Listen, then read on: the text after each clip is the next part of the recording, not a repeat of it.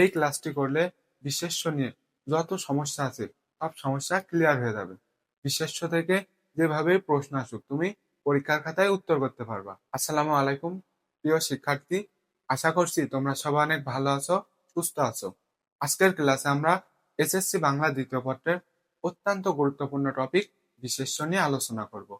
এই ক্লাসটি করলে বিশেষ্য নিয়ে যত সমস্যা আছে সব সমস্যা ক্লিয়ার হয়ে যাবে।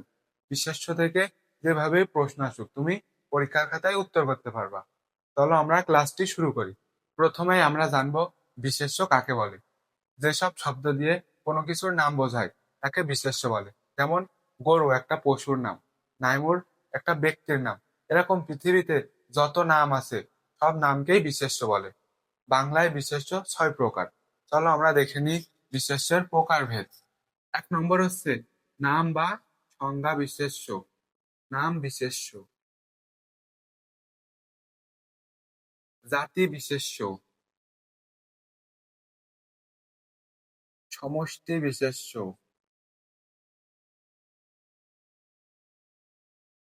বস্তু বিশেষ্য, গুণ বিশেষ্য। 6 নম্বর হচ্ছে ভাব বা ক্রিয়া বিশেষ্য। ক্রিয়া বিশেষ্যের আরেক নাম হচ্ছে ভাব বিশেষ্য। এই হচ্ছে বিশেষ্যের 6 প্রকার। 6 প্রকার হচ্ছে নাম বিশেষ্য, জাতি বিশেষ্য, সমষ্টি বিশেষ্য, বস্তু বিশেষ্য, গুণ বিশেষ্য, ভাব বা ক্রিয়া বিশেষ্য। এটা হচ্ছে 6 প্রকার। প্রথমে আমরা নাম বিশেষ্য সম্পর্কে বিস্তারিত জানবো। দেখো, নাম বিশেষ্য আর জাতি বিশেষ্য এই দুইটার মধ্যে একটা দ্বন্দ্ব আছে। দ্বন্দ্বটা আমি ক্লিয়ার করে দিচ্ছি। নাম বিশেষ্য হচ্ছে কোনো কিছুর স্পেসিফিক নামকে নাম বিশেষ্য বলে। আর জাতি বিশেষ্য হচ্ছে পুরো জাতিকে বোঝালে সেটা জাতি বিশেষ্য। যেমন দেখো, নজরুল। নজরুল নজরুল কি? একজন কবির নাম, একটা স্পেসিফিক নাম বোঝাচ্ছে। নজরুল যদি কোনো ব্যক্তির নাম হয় তাহলে একটা স্পেসিফিক ব্যক্তির নাম বোঝাচ্ছে। তারপর দেখো, রবীন্দ্রনাথ ঠাকুর। রবীন্দ্রনাথ ঠাকুর রবীন্দ্রনাথ ঠাকুর কি? একটা কবির নাম, কিন্তু এটা কি একটা স্পেসিফিক নাম। যদি ব্যক্তি হয় তাও সেটা কি স্পেসিফিক নাম। তারপর দেখো, জসিম উদ্দিন। এটা কি? কবির নাম হলেও কি একটা স্পেসিফিক নাম বোঝাচ্ছে। তাহলে এগুলো কি? নজরুল, রবীন্দ্রনাথ ঠাকুর, জসিম উদ্দিন, এগুলো হচ্ছে নাম বিশেষ্য। আর এগুলো কি কমন হচ্ছে এরা কবি। তাহলে এটা কবি কি? জাতি বিশেষ্য, মানে পুরো জাতি বোঝাচ্ছে। তারপর দেখো, পদ্মা, মেঘনা, যমুনা, এগুলো কি এক একটা নদীর নাম, স্পেসিফিক নাম বোঝাচ্ছে। এগুলো কি? নাম বিশেষ্য, কিন্তু এগুলো কি? এক নদীর নাম, নদী দিয়ে পুরো জাতি বোঝাচ্ছে। তাহলে নদী কি? জাতি বিশেষ্য। তাহলে আশা করছি নাম বিশেষ্য আর জাতি বিশেষ্য বুঝতে পেরেছো। এবার আমরা সমষ্টিবাচক বিশেষ্য নিয়ে বিস্তারিত আলোচনা করব। সমষ্টিবাচক বিশেষ্য হচ্ছে ব্যক্তি বা প্রাণীর সমষ্টিকে, ব্যক্তি বা প্রাণীর সমষ্টিকে সমষ্টিবাচক বিশেষ্য বলে। যেমন দল, অনেকগুলো মানুষ নাকি দল গঠিত হয়, মানে অনেকগুলো মানুষের সমষ্টি হয়ে দল গঠিত হচ্ছে। তারপর দেখো, পরিবার, পরিবারে অনেক লোক আছে, 4-5 জন লোক নিয়ে কি পরিবার গঠিত হয়েছে। দল, পরিবার, জনতা, দল, জনতা, পরিবার, মিছিল, এগুলো কি? সমষ্টিবাচক বিশেষ্য। এগুলো পরীক্ষার জন্য খুবই গুরুত্বপূর্ণ, অনেকবার আসতে দেখা গেছে যে প্রশ্ন আসবে নিচে দল কোন ধরনের বিশেষ্য, দল কোন ধরনের বিশেষ্য, মিছিল কোন ধরনের বিশেষ্য, এরকম প্রশ্ন আসতে পারে। এবার আমরা যেটা জানবো, বস্তুবাচক বিশেষ্য। বস্তু বিশেষ্য, বস্তু বিশেষ্য কি?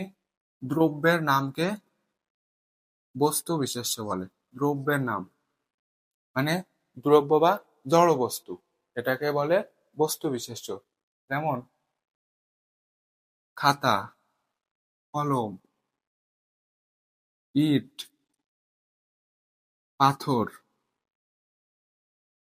এগুলো হচ্ছে বস্তু বিশেষ্য। সর্বশেষ আর দুইটা বিশেষ্য আছে। এবার আমরা এই দুইটা বিশেষ্য নিয়ে বিস্তারিত আলোচনা করব। এক পাশে লিখো গুণ বিশেষ্য, আর এই পাশে হচ্ছে ক্রিয়া। এই দুটা অনেক বোঝার আছে, খুব সুন্দর করে বুঝবা।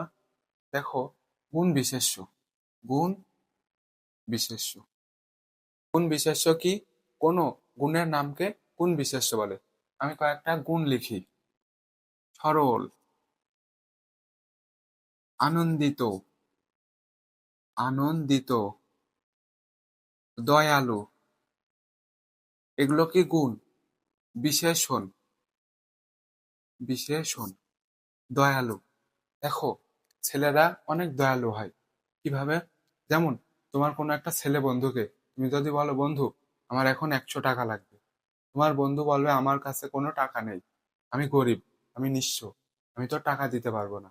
কিন্তু তোমার ওই ছেলে বন্ধুকে যদি কোনো মেয়ে বন্ধু বলে যে, দোস্ত আমার এখন 500 টাকা লাগবে, এবার তুমি দেখবা তোমার ওই ছেলে বন্ধু যেভাবেই হোক ওই মেয়ে বন্ধুর জন্য টাকা ম্যানেজ করে দিবে, ধার করে হলেও টাকা ম্যানেজ করে দিবে। তাহলে বুঝতে পারছো, ছেলেরা একটু বেশি দয়ালু হয়।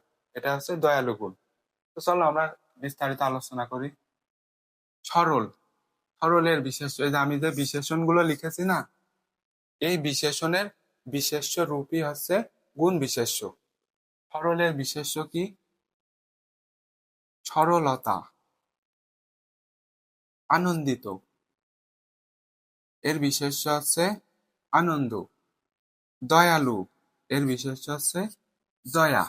ঠিক আছে, আমি যে এই পাশে গুণগুলো লিখেছি এগুলো হচ্ছে বিশেষণ, আর বিশেষণের বিশেষ্য রূপ হচ্ছে গুণ বিশেষ্য। বুঝতে পারছো? এখন প্রশ্ন হচ্ছে, আমি কিভাবে বুঝবো যে সরলের বিশেষ্য রূপ হচ্ছে সরলতা, আনন্দিতের বিশেষ্য রূপ হচ্ছে আনন্দ, দয়ালু এর বিশেষ্য রূপ হচ্ছে দয়া? আমি কিভাবে বুঝবো? এটা একদম সহজ, প্যারা খাওয়ার কোনো দরকার নেই। জাস্ট একটা টেকনিক তুমি ফলো করবা, সেটা হচ্ছে বিশেষণের পর তুমি যদি একটা নাউন আনো, বিশেষণের পর নাউন আনো, তাহলে বাক্যটি মিনিংফুল হবে, বাক্যটি মিনিংফুল হবে। জাস্ট এই একটা টেকনিক মনে রাখতে হবে যে বিশেষণের পর তুমি যদি নাউন আনো তাহলে ওই বাক্যটি মিনিংফুল হবে, আর বিশেষণের পর নাউন আনলে বাক্যটি মিনিংফুল হবে না। যেমন দেখো, সরল, সরল কি? সাদিয়া, সরল সাদিয়া, আনন্দিত সাদিয়া, দয়ালু সাদিয়া, এই বাক্যগুলো কি মিনিংফুল হচ্ছে। কিন্তু দেখো, সরলতা সাদিয়া মিনিংফুল হচ্ছে না, আনন্দ সাদিয়া, দয়া সাদিয়া, এগুলো মিনিংফুল হচ্ছে না। আশা করছি বিষয়টি বুঝতে পেরেছো। তাহলে এগুলো হচ্ছে সরল, আনন্দিত, দয়ালু, এগুলো হচ্ছে বিশেষণ, আর বিশেষণের বিশেষ্য রূপ হচ্ছে গুণ বিশেষ্য। এবার আমরা সর্বশেষ প্রকারভেদ ক্রিয়া বিশেষ্য নিয়ে বিস্তারিত আলোচনা করব। হেডলাইন দাও: ক্রিয়া বিশেষ্য, ক্রিয়া বিশেষ্য। ক্রিয়া বিশেষ্য কি? ক্রিয়ার বিশেষ্য রূপ হচ্ছে ক্রিয়া বিশেষ্য। যেমন কয়েকটা ক্রিয়া আছে: খাচ্ছে, দেখছে, যাচ্ছে, ঘুমাচ্ছে, এগুলো হচ্ছে ক্রিয়া। দেখো, খাচ্ছে, এটার বিশেষ্য রূপ হচ্ছে কি? ভোজন। দেখছে, দর্শন।